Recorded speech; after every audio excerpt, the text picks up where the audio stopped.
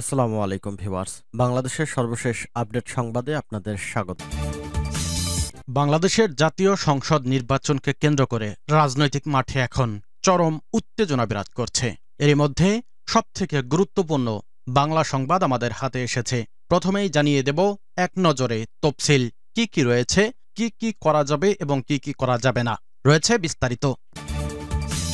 এরপর জানাব বিএনপির নেতাকর্মীদের একযোগে ভোট যুদ্ধে নামার আহ্বান তারেক রহমানের। এদিকে ৩ উপদেষ্টাকে আসিফ মাহমুদ ও মাহফুজ আলমের দপ্তর বন্টন। জানাবো তফসিল সংশয়ের অবসান দেখছে জামায়াত, ইসির নিরপেক্ষতা নিয়ে সন্দেহ এনসিপির। এদিকে জামায়াতের প্রার্থী হওয়ায় ভারত থেকে প্রাণনাশের হুমকি পাচ্ছেন দাবি কৃষ্ণ নন্দীর। এবং সর্বশেষ জানিয়ে দেব গভীর নলকূপের পাইপে পড়ে যাওয়া শিশু সাজিদকে উদ্ধার। এতক্ষণ শুনছিলেন সংবাদ শিরোনাম, এখন বিস্তারিত।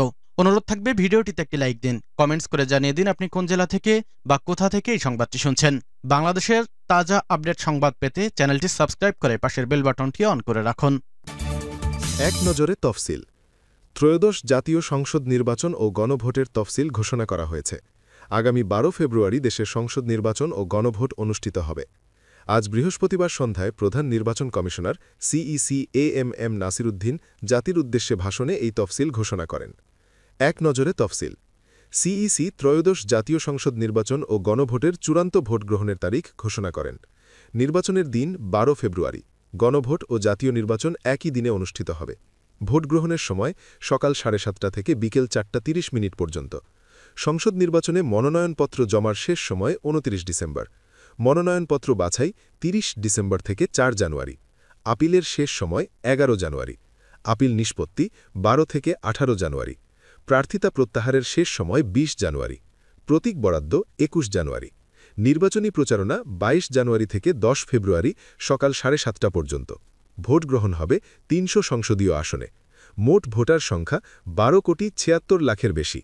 প্রবাসী ভোটারও পোস্টাল ব্যালটে ভোট দিতে পারবেন। ইতিমধ্যে 3 লাখের বেশি প্রবাসী ভোটার নিবন্ধন করেছেন। বিএনপির নেতাকর্মীদের একযোগে ভোটযুদ্ধে নামার আহ্বান তারেক রহমানের। ভোটযুদ্ধ মোকাবেলায় দলীয় নেতাকর্মীদের একযোগে মাঠে নামার আহ্বান জানিয়েছেন বিএনপির ভারপ্রাপ্ত চেয়ারম্যান তারেক রহমান।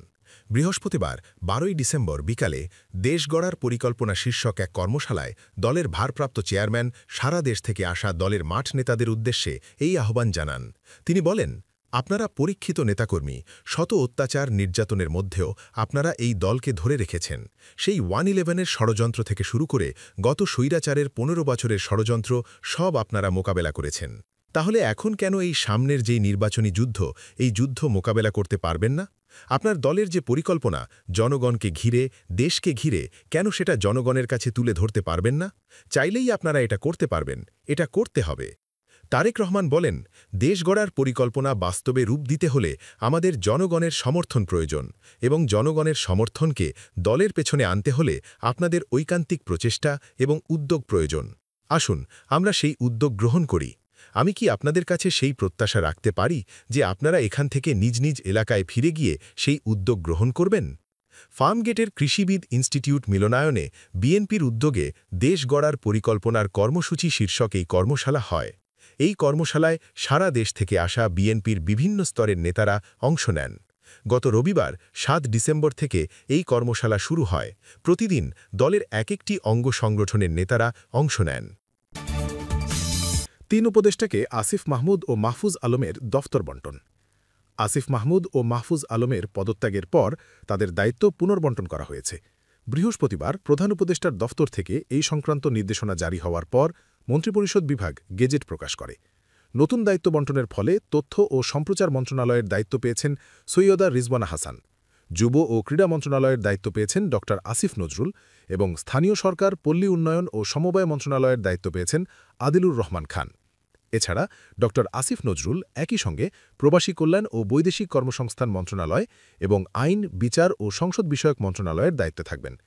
আদিলুর রহমান খান একই সঙ্গে শিল্প মন্ত্রণালয় ও গৃহায়ন ও গণপূর্ত মন্ত্রণালয় দেখবেন। সৈয়দা রিজওয়ানা হাসান পরিবেশ, বন ও জলবায়ু পরিবর্তন মন্ত্রণালয় এবং পানি সম্পদ মন্ত্রণালয়ের দায়িত্বে থাকবেন। তফসিল। সংশয়ের অবসান দেখছে জামায়াত, ইসির নিরপেক্ষতা নিয়ে সন্দেহ এনসিপির। আমরা আগেও বলেছি নির্বাচন হচ্ছে লন্ডন ডিলের মাধ্যমে, বলেন নাসিরুদ্দিন।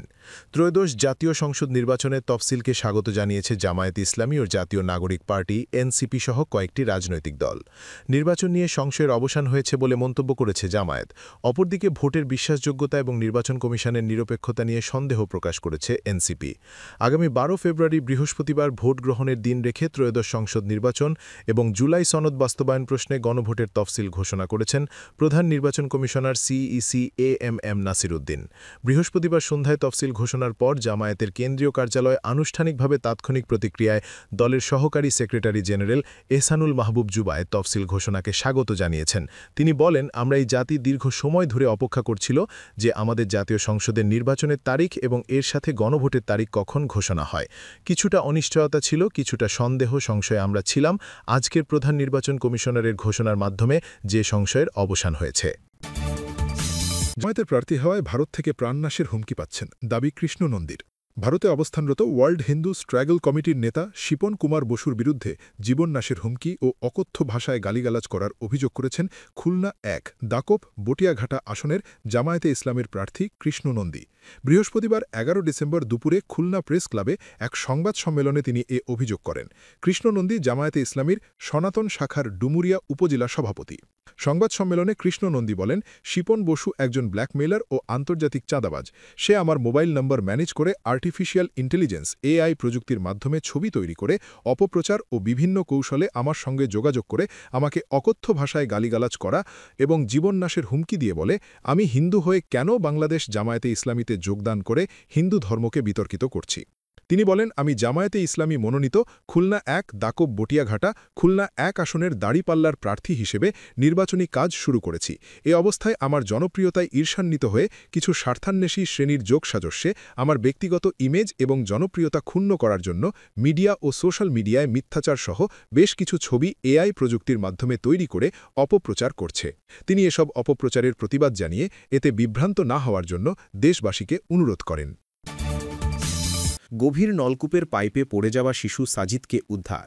রাজশাহীর তানোরে পরিত্যক্ত একটি গভীর নলকূপের গর্তে পড়ে যাওয়া ২ বছরের শিশু সাজিদকে উদ্ধার করতে সক্ষম হয়েছে ফায়ার সার্ভিস।